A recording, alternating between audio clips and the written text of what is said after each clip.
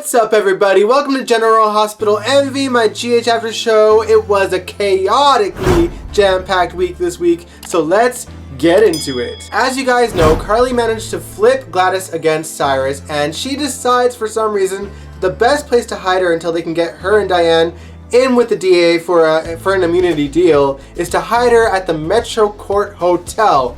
Carly, with an endless supply of safe houses, decides to hide her at the Metro Court, where both Peter and Cyrus have free reign to roam around whenever they want for some reason. Are you joking me? As you guys can probably imagine, it went so well. First of all, Peter sees Brando and Sasha sneak into a stairwell to have a conversation, and then he gets called into a meeting with Cyrus about possibly splashing Laura and Carly's friendship on the front page of The Invader. And during that meeting, Peter gets a phone call from one of his sources at the PCPD that lets him know that Diane is there, currently working on an immunity deal for Gladys. Naturally, Cyrus wants to track down Brando, and Peter tells him that he saw Brando and Sasha getting chummy in the stairwell, and it doesn't take him too long to figure out that that must mean that Brando is the father of Sasha's baby. Can I just say that I absolutely love Sasha and Brando? I mean, I'd rather them have any other storyline besides having a baby together, but they absolutely sparkle on screen. They seemed so happy in the stairwell,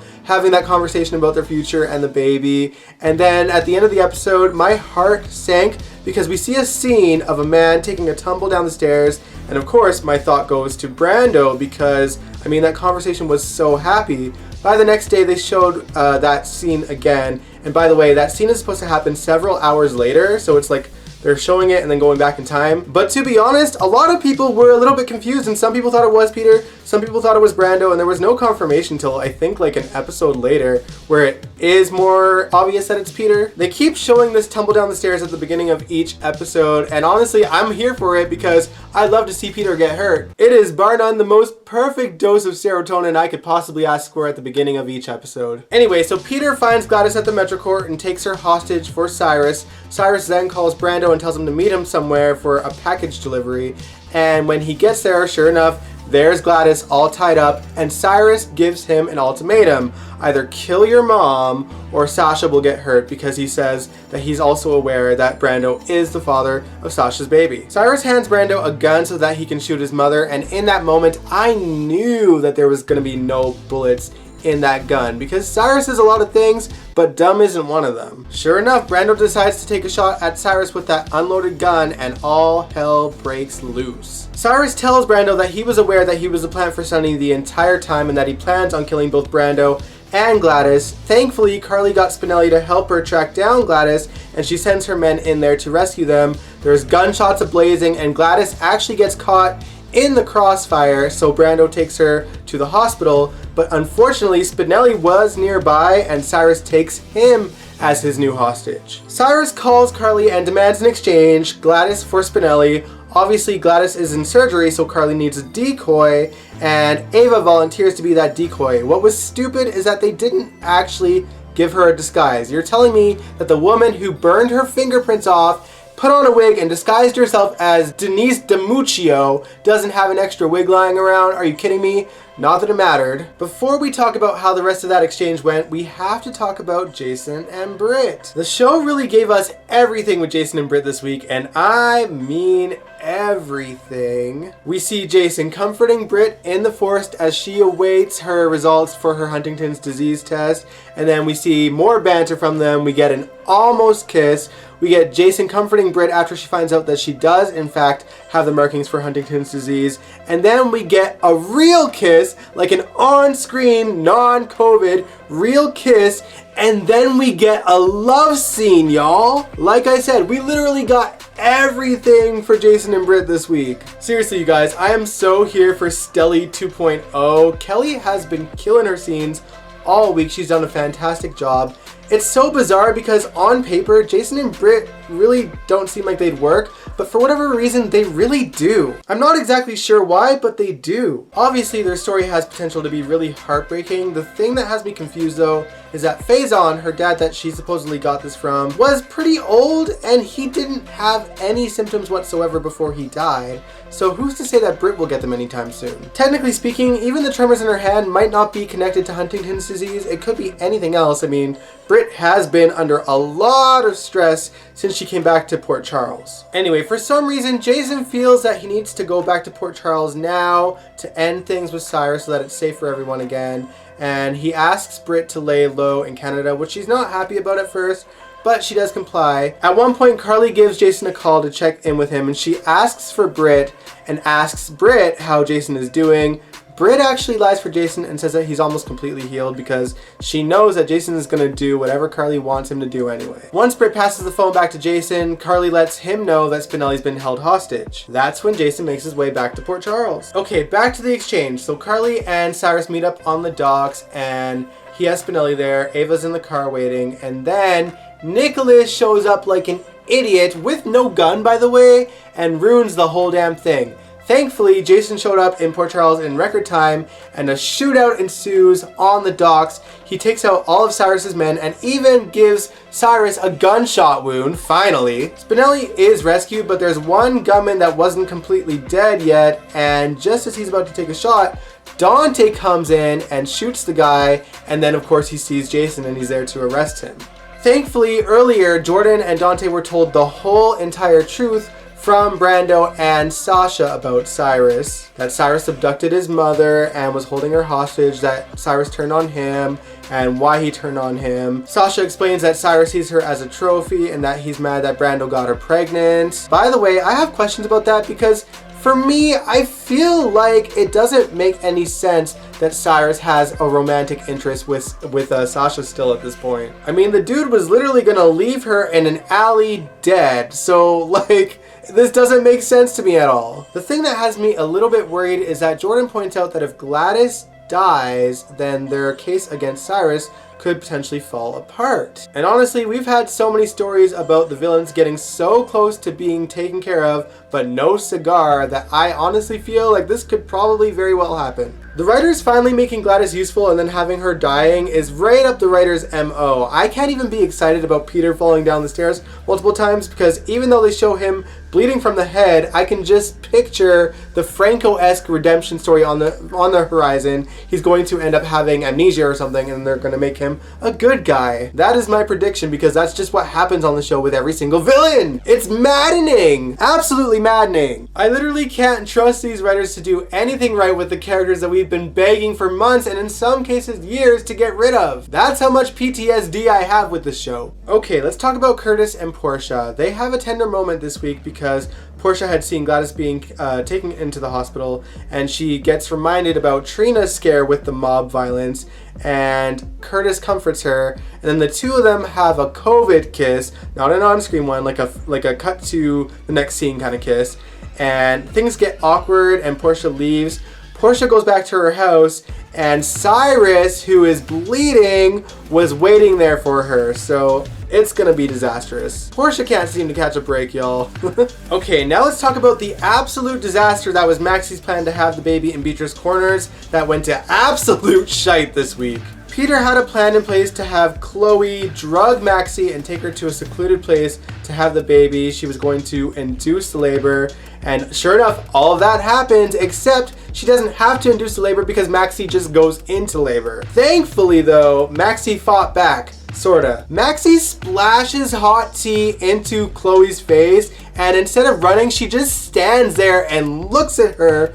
Thankfully, when Chloe does get back up, Maxie takes a blunt object to her legs and runs like hell into the woods. Maxie then realizes that she's gonna have no choice but to have the baby in the woods, but thankfully a man who is a doctor shows up to help her deliver the baby, and that man's name is Dr. Austin, and he looks a little bit like Franco because Roger Howarth is playing him. That's right folks, Roger Howarth is already back as a brand new character and he doesn't seem to have any ties to Franco whatsoever because Maxie doesn't acknowledge the resemblance, which I actually really appreciate. I think a lot of Roger Howarth fans were really expecting him to return as Todd Manning or even be connected to Franco in some way, but clearly that's not the case. I actually really appreciate that they went that route because I don't know if you guys watch American Horror Story. That's one of my favorite shows. Every year, the entire cast comes back as a new set of characters, and even when old characters return in later seasons, there's no acknowledgement that any of them look like the other characters that they're playing. So it's kind of cool. It's like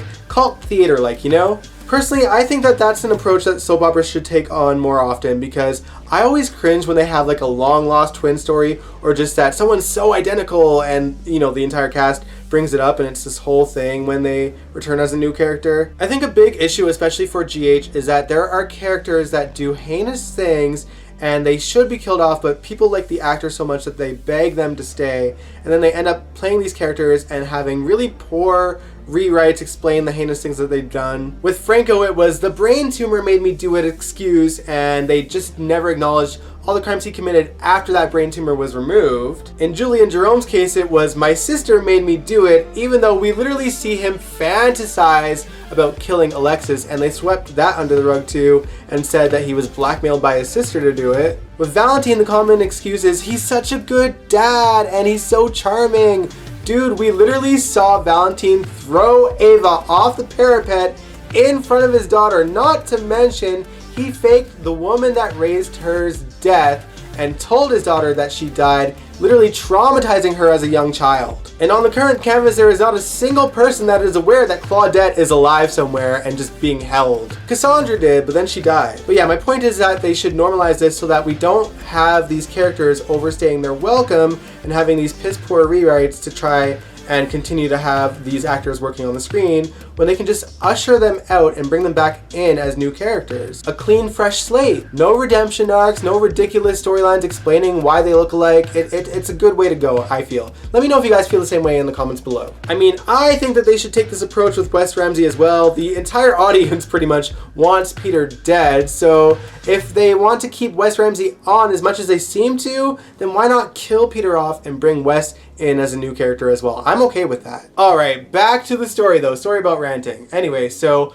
Austin actually delivers Maxie's baby. She has her baby girl, Louise, and then Chloe shows up and knocks Austin out, and Maxie has to make another run for it. She actually distracts Chloe enough to kick her down again, and then we are treated to the most cringe-worthy freaking chase scene in the woods ever. We are treated to endless scenes where Chloe is like cackling and saying evil, vicious things in the background while Maxie is running for her life, like, you know, I'll get you, my pretty, and your little girl too. And then Maxie runs to an area where there's this completely convenient hole in the ground covered by rotting plywood, and she gets Chloe to walk over it and she falls into it. I'm just like, this is so embarrassingly bad. So bad. Anyway, Maxie manages to call Brooklyn and tells her what happened and pins her location so that Brooklyn can pick her up. Hopefully Peter doesn't show up before Brooklyn does. I don't think he will because he was pretty busy with Cyrus earlier and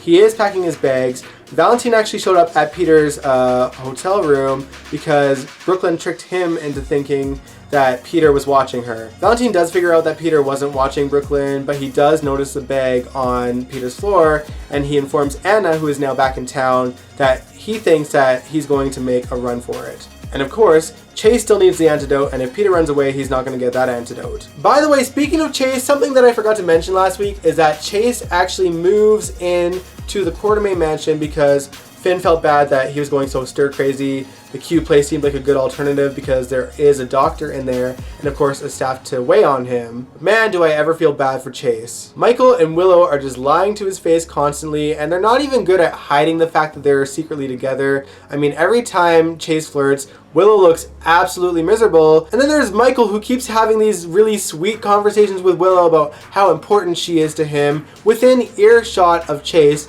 Thankfully, even when Chase hears some of the conversation, he's a bit too distracted by his own health. He collapses and Michael and Willow have to take him to the hospital again. While they're there, Willow notices that Finn and Anna are exchanging files and acting like this file is the Holy Grail, and Willow confronts Finn on how serious Chase's situation is. Will he tell her? I don't know. We'll find out next week. Alright, so that was all the interesting things that happened on the show this week, but it wasn't everything. I'm going to speedrun this next part because honestly, I think we're all on the same page Nixon Falls. Sunny and Nina are back in Nixon Falls. Elijah calls Nina and asks her out on a date. She accepts. When she leaves, a sheriff shows up to talk to Mike and tells him that Elijah has accused Mike and Nina of breaking into his office. That's when Mike realizes that Nina is in danger. Lenny shows up and he actually helps Mike by distracting the sheriff with an incident outside with a fire hydrant, I think, so that Mike can go and rescue Nina, and then Mike does so. He gets there just in time because Elijah is manhandling Nina. He had found the documents that were printed off from his printer in Nina's purse. Why she has them there, I have no idea. Elijah was clearly going to hurt Nina, but then Mike comes to her rescue and Elijah gets arrested. And then Sunny and Nina share a kiss, an on-screen kiss, a non-COVID kiss. I don't know why they get privileges, but some others don't. Nina bolted so fast, y'all, and I can't even blame her. I mean, I want to bolt every time I watch this storyline. Now, other than that, we got some Dante and Sam scenes this week. They were playing softball in the park and kind of teasing each other about each other's skills. Guys, I want so badly to like Dante and Sam. Like, on paper, it's like a cute prospect, but at the same time, I'm like, well, Lulu is going to come back at some point, and you know, they're doomed from the start. And of course, Sam is always going to put Jason first as well. Something else that's kind of making it hard for me personally to enjoy Sam and Dante is that I feel like Kelly Monaco's kind of just been phoning it in lately. Y'all know that I am a huge Kelly Monaco fan. She has made me laugh and cry for years and years. She can really kill it in scenes. And, you know, honestly, I've loved almost all her pairings as well. I loved her with Jax. I loved her with Jason. I loved her with Lucky. I loved her with John and Patrick and Drew. I'm used to Kelly Monaco bringing her A game all the time because that's, you know, what I grew up with watching this show. But it just seems like ever since Billy Miller left the show, she just doesn't seem to be enjoying herself on screen anymore. And it really does come across that way on screen for me. I don't know if I'm just reading into it too much, but you know, we all know that she had a few words to say about Billy Miller being booted off the show. We also really know that Kelly and Billy were really close in real life. They seem to have fun together on set all the time. And that's not to say that I don't think that she loves her other co-stars. I think she really does. It's just that she doesn't seem to be enjoying her material. Even when they give her things to work with, it's kind of like she's just kind of reading through it and struggling to get through it. No matter who she's in scenes with, I'm not talking about just Dante, it's everyone she interacts with lately. I don't know what's going on. This is just how I feel. I hope I'm not overstepping. It's just what comes across to me on screen. If that is the case for Kelly Monaco, then I think that she needs to do whatever makes her happy, even if it means that she leaves the show. Because it's really taking me out of the scenes that she's in, and I hate that. I adore Sam. Like, what's going on here? Anyway, I'm so sorry for ending the show on a rant. It's just how I feel, and I hope you guys are okay with me saying how I feel about the situation. Anyway, though, let me know what you thought about GH this week. I truly loved the majority of it, and I hope you guys did too. Let me know in the comments below. And if you like this video, give it a big old thumbs up, subscribe if you want to, and I will catch you guys next time. Peace out.